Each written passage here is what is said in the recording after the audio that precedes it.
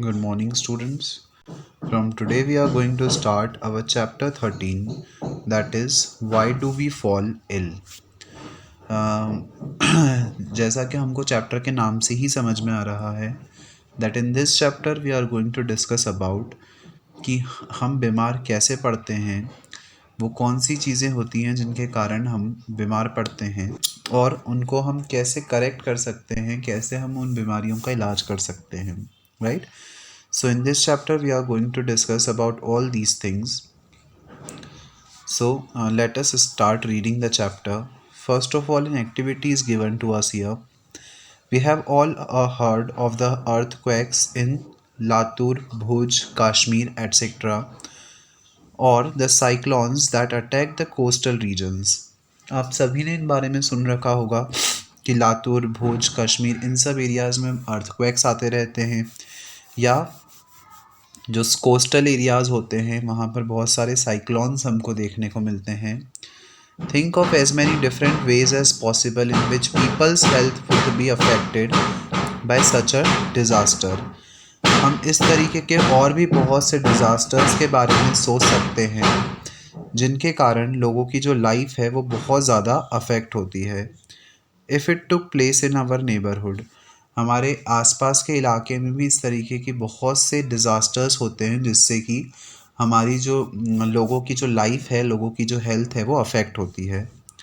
How many of these ways we can think of are events that would occur when the disaster is actually happening.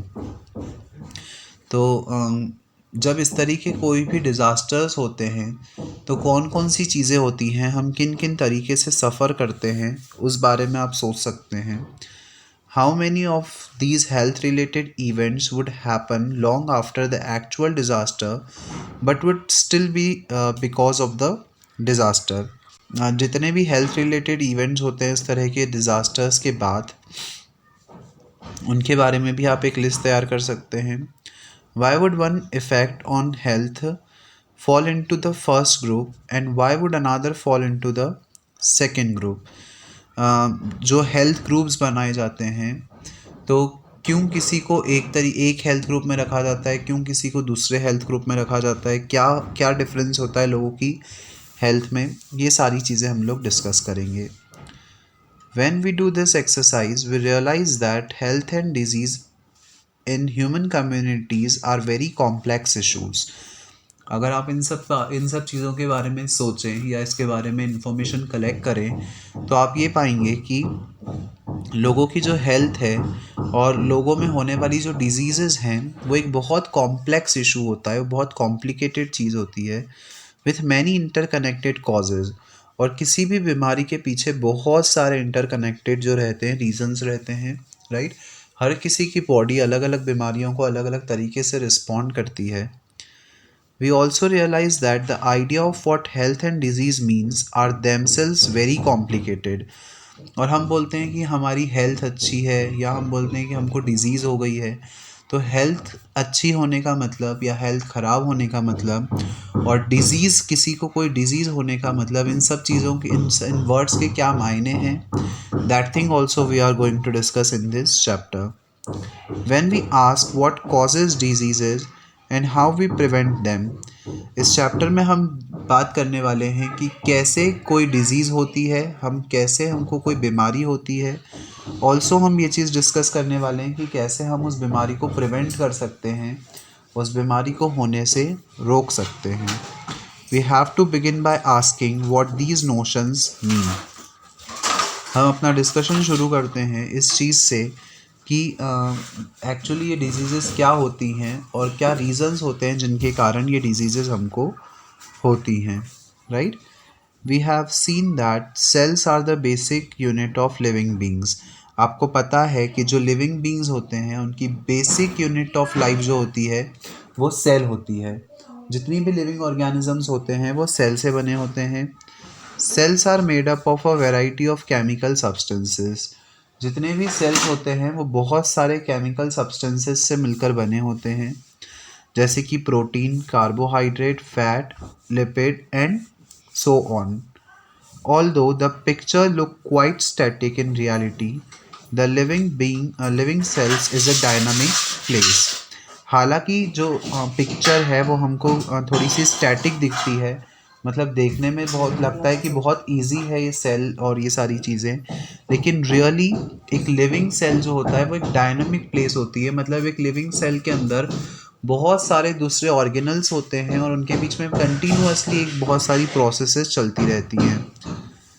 Something और the other is always happening. एक cell के अंदर हमेशा कोई ना कोई चीज़ होती ही रहती है। एक डायनामिक प्रोसेस है और कंटिन्यूअसली उसमें डायनामिक प्रोसेस जो है वो होती रहती है। Cells move from place to place. जो सेल्स हैं वो एक जगह से दूसरी जगह तक जाते रहते हैं। इन सेल्स का जो मोशन है वो कंटिन्यूअसली होता रहता है। Even in cells that do not move there is repair going on.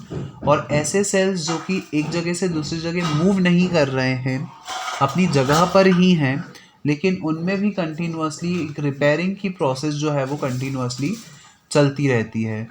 Sales जो कि डैमेज हो जाते हैं वो कंटिन्यूअसली अपने आप को रिपेयर करते रहते हैं। Now new cells are being made. नए नए सेल्स बनते हैं। इन आवर ऑर्गन्स और tissues there are various specialised activities going on. हमारे ऑर्गन्स और टिश्यूज़ में बहुत सारी अलग अलग एक्टिविटीज़ चलती रहती हैं। जैसे कि हमारा हार्ट जो है वो कंटिन्यूअसली बीट होता रहता है। हमारे लंग्स कंटिन्यूअसली ब्रीदिंग करते रहते हैं। हमारी जो किडनी है वो कंटिन्यूअसली यूरिन को फिल्टर करती है। हमारा ब्रेन भी जो है वो हमेशा सोचता रहता है। So all these activities are interconnected. हमारे शरीर में जितनी भी एक्टिविटीज़ हो रही हैं वो सारी की सारी एक्टिविटीज़ एक दूसरे से कनेक्टेड होती हैं। For example, if kidneys are not filtering urine, poisonous substance will accumulate. एक एग्जाम्पल के तौर पे अगर हम समझें तो अगर किडनी यूरिन को फिल्टर नहीं करेंगी तो उससे क्या होगा, हमारे शरीर में पॉइजनस सब्सटेंस जनरेट होने लग जाएगा। Under such conditions the brain will not be able to think properly. और ऐसी सिचुएशन में हमारा दिमाग जो है वो प्रॉपरली चीज़ों को नहीं सोच पाएगा, नहीं समझ पाएगा, राइट।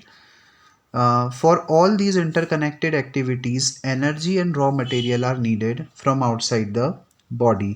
और इन सारी इंटरकनेक्टेड एक्टिविटीज़ के लिए हमको बाहर से एनर्जी और रॉ मटेरियल की ज़रूरत होती है। In other word, food is a necessary for cells and tissues function. हमारे सेल्स और टिश्यू के फंक्शन के लिए जो फूड है वो बहुत ज़रूरी होता है, राइट। ताकि हमारे सेल और हमारे टिश्यूज़ प्रॉपरली काम कर पाएँ, इस चीज़ के लिए ये ज़रूरी है कि हम बाहर से फूड कंज्यूम करें। अगर हम फूड ही कंज्यूम नहीं करेंगे, हमको बाहर से एनर्जी ही नहीं मिलेगी, तो हमारी बॉडी के जितने भी ऑर्गन्स हैं वो प्रॉपरली फंक्शन नहीं कर पाएंगे। Anything that prevents proper functioning of cell and tissues will lead to the lack of proper activity of the body। और अगर हमारी बॉडी के सेल्स और टिश्यू ही प्रॉपरली फंक्शन नहीं कर पाएंगे तो उससे हमारी बॉडी की जो दूसरी एक्टिविटीज़ हैं वो भी सफ़र होंगी, और हमारी बॉडी की जो दूसरी एक्टिविटीज़ हैं वो भी कहीं ना कहीं अफेक्ट होंगी। It is in this context that we will now look at the notion of the health and disease. अब इस कंटेक्स्ट में हम समझते हैं कि हेल्थ शब्द का मतलब क्या होता है, हेल्थ अच्छी होने का मतलब क्या होता है और हेल्थ ख़राब होने का मतलब क्या होता है। ऑल्सो हम डिस्कस करते हैं कि जो डिजीज़ेज़ होती हैं वो क्यों होती हैं, क्या रीज़न्स होते हैं जिनके कारण ये डिजीज़ेज़ होती हैं। So first of all, health and it's failures. Health क्या होती है और कब या कैसे हेल्थ फेलियर्स होते हैं वो हम समझते हैं। सबसे पहले हम समझते हैं कि सिग्निफिकेंस ऑफ हेल्थ। हेल्थ की क्या इम्पोर्टेंस होती है, एक अच्छी हेल्थ होना हमारे लिए क्यों ज़रूरी है। ये बोला जाता है कि हेल्थ इज़ वेल्थ, राइट। सो क्यों ऐसा बोला जाता है, हेल्थ की क्यों हमको इतनी ज़रूरत है, क्यों हम चाहते हैं कि हमारी हेल्थ जो रहे वो अच्छी रहे। We have heard the word health used quite frequently all around us. हम अपने आसपास कई बार इस शब्द को सुनते हैं, हेल्थ शब्द को सुनते हैं, right. We use it ourselves as well. हम खुद भी इस शब्द का कई बार यूज़ करते हैं। When we say things like my grandmother's health is not good. अगर कोई ये कह रहा है कि my grandmother's health is not good, our teachers use it when they scold us saying this is not a healthy attitude. हमारे आपने अपने टीचर्स से सुना होगा जब वो आपको डांटते हैं that this is not a healthy attitude, ये एक अच्छा एटीट्यूड नहीं है, right. So what does the word health means? So इस हेल्थ शब्द का मतलब क्या होता है? हेल्थ का मतलब क्या, जो हम स्वास्थ्य से रिलेट कर रहे हैं, क्या ये हेल्थ का मतलब वो है, या जो टीचर बोल रहे हैं that this is not the healthy attitude, तो क्या यहाँ पे हेल्दी का मतलब एक अच्छा एटीट्यूड होना है? सो एग्जैक्टली हेल्थ शब्द का मतलब क्या है वो समझते हैं। If we think about it we realise that it always implies the idea of being well. So health शब्द का मतलब क्या है? हमेशा अच्छा रहना, right. We can think of this well being as effective functioning. हम इस वेल बींग को एक अच्छी फंक्शनिंग के तौर पे भी देख सकते हैं, मतलब अगर कोई चीज़ अच्छी तरीके से काम कर रही है तो हम बोल सकते हैं that it is working healthy. For our grand mother being able to go out to the market और to visit the neighbours is being well. अगर हम बात करें अपनी ग्रैंड मदर की, तो अगर आपकी ग्रैंड मदर मार्केट जा रही हैं, सबसे मिल रही हैं, नेबर्स से मिल रही हैं, तो इसका मतलब हम क्या बोलेंगे? That she is well. And not being able to do such things is a poor health. और अगर ये सब काम नहीं कर पा रही हैं तो हम बोलेंगे कि उनकी जो हेल्थ है वो पुअर है, या she is not well. Being interested in following the teachings in the classroom so that we can understand the world is called a healthy attitude. अब क्लासरूम के कंटेक्स्ट में हेल्थ का मतलब क्या?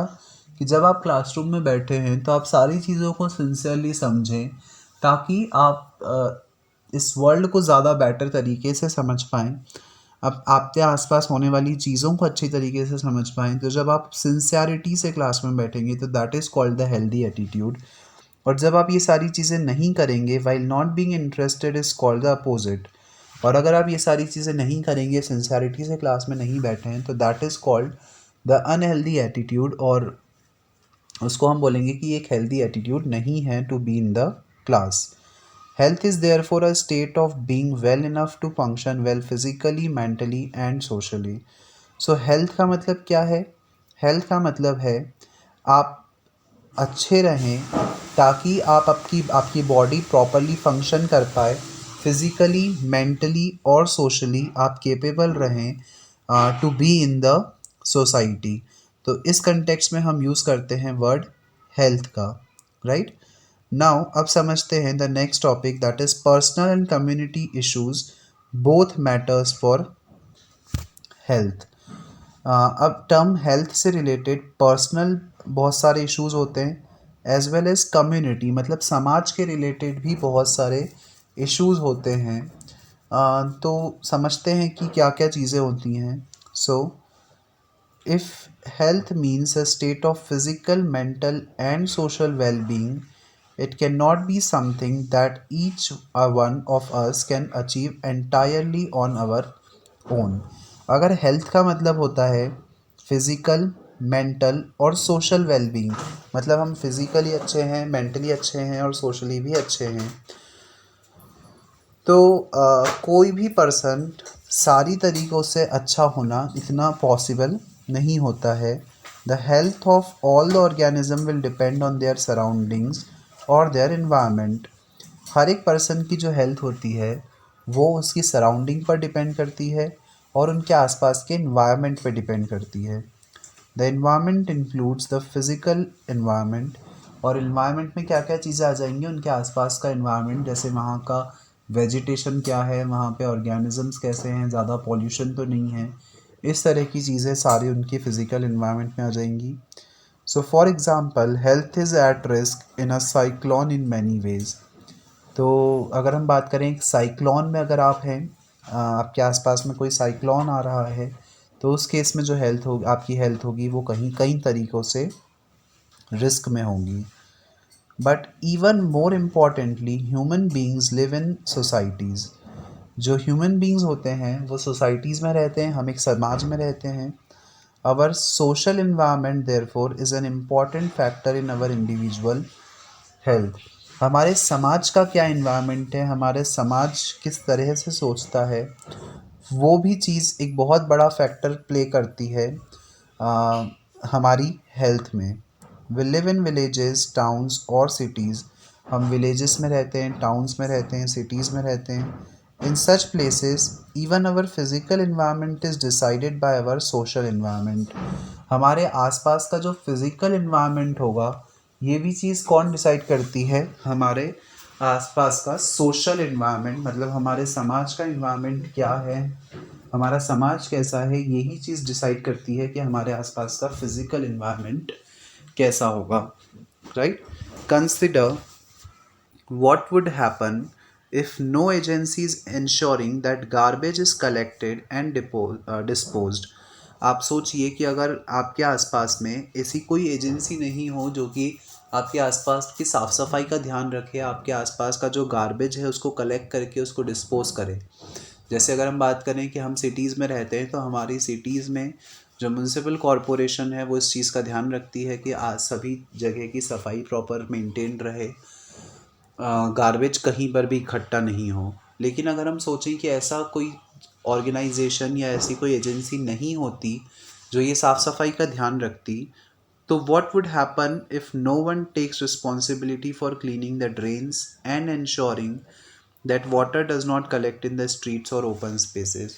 अगर कोई एजेंसी नहीं होती जो इस बात का ध्यान रखती कि वेस्ट मटेरियल का डिस्पोजल हो, आपके आसपास कहीं पानी इकट्ठा ना हो, जो ड्रेन्स हैं, नालियाँ हैं, वो प्रॉपरली क्लीन होती रहें। So if there is a great deal of garbage thrown in our street, और if there is open drain water lines stagnant around where we live, the possibility of poor health increases.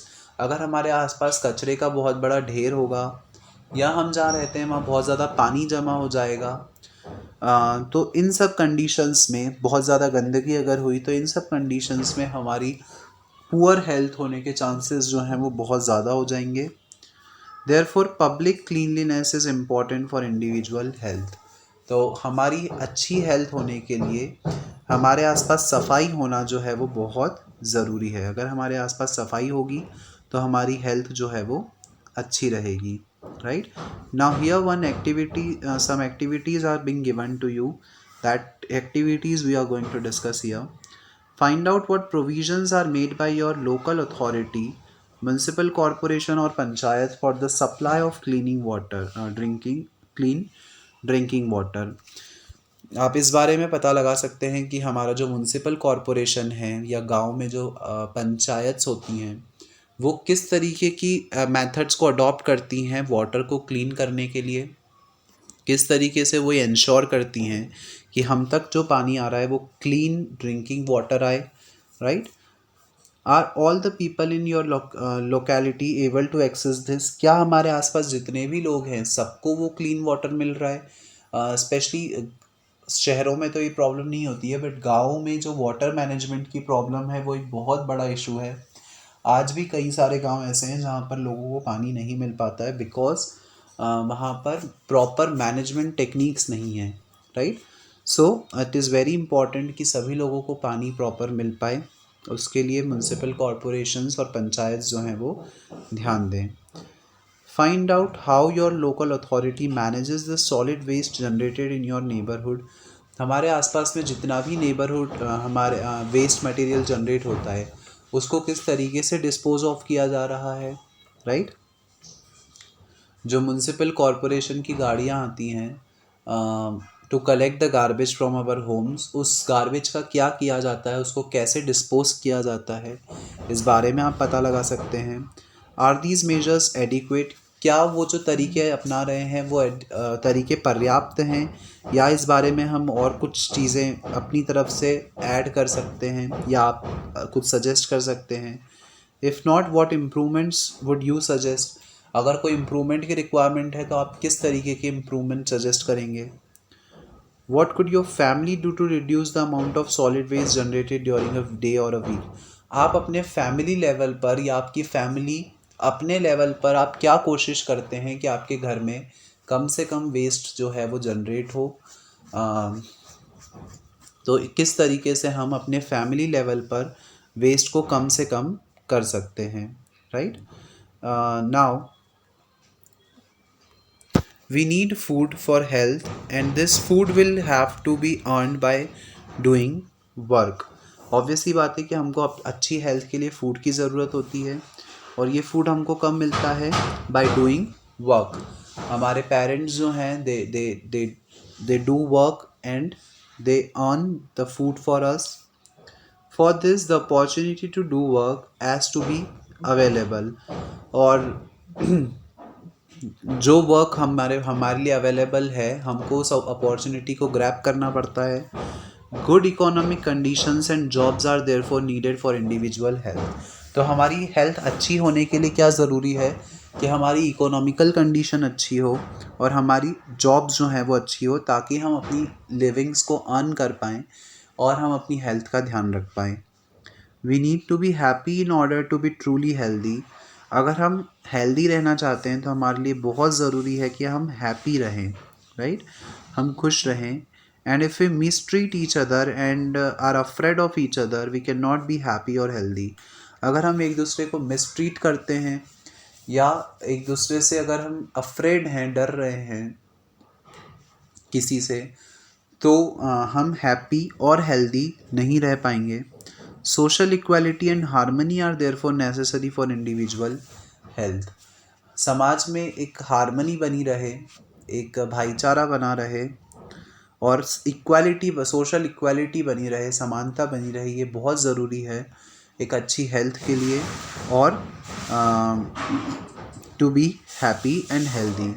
We can think of many other such examples of connections between community issues and individual health. इस तरीके से हम बहुत सारे ऐसे example सोच सकते हैं जिससे हम ये पता लगा पाएँ कि एक इंडिविजुअल की हेल्थ समाज की कंडीशंस पे, समाज के इश्यूज़ पर डिपेंड करती है. अगर हमारे आसपास का समाज एक हेल्दी समाज है तो हमारी हेल्थ भी अच्छी रहेगी.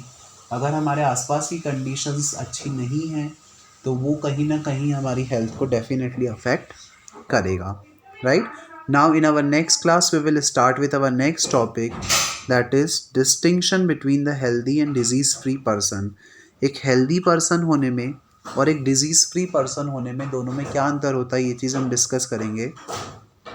So that's all for today's class students. Thank you.